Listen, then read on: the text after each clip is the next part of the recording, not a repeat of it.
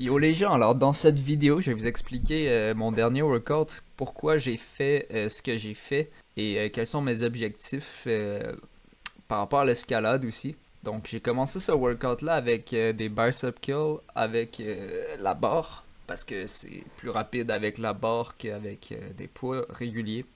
Donc c'est pour cette raison. Et pourquoi je fais des bicep curls, c'est que mon objectif c'est le one arm pull-up. Le one arm pull-up qui est un gold standard à mon avis pour la progression en escalade. Moi j'en fais un actuellement.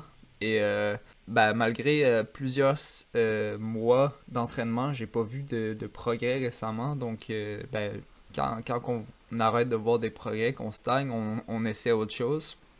Euh, parce que apparemment ça marche pas, donc j'ai arrêté mon programme de One Arm Pull-Up régulier. Et puis là, je vais seulement essayer de progresser en bicep curl.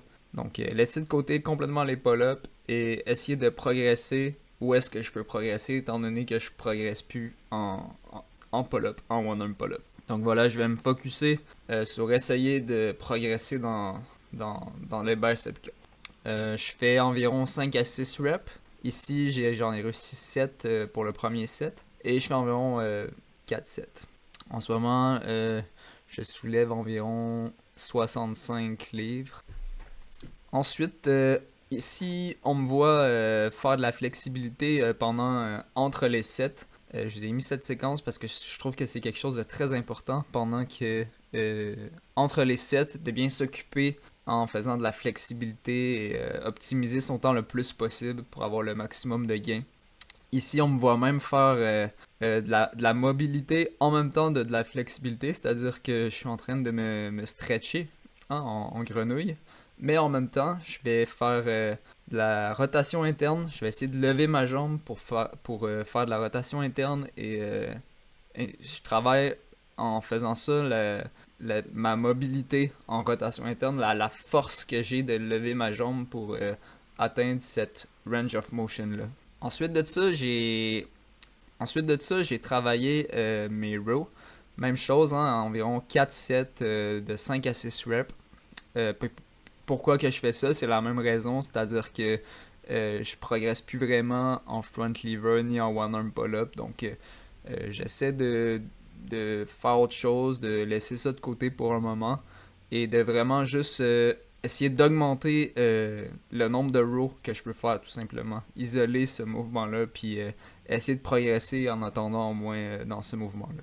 Et j'ai fini cet entraînement-là avec un workout de flexibilité très intense sur les ischios et sur le bas du dos. Euh, je l'ai fait avec environ 60 livres et je varie d'une jambe à l'autre pour que ça soit encore plus intense. Donc oui, ce workout-là, à faire attention, moi je suis habitué, je me suis graduellement habitué à ces poids-là. Mais vous, allez-y graduellement. Si vous faites cet exercice-là, c'est très intense sur le bas du dos.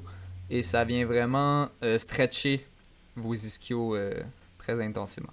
Et pourquoi je fais cet exercice-là pourquoi je viens stretcher mes ischios avec autant d'intensité, c'est que c'est beaucoup plus efficace en fait et beaucoup plus fun de rajouter de l'intensité à son stretching avec les poids.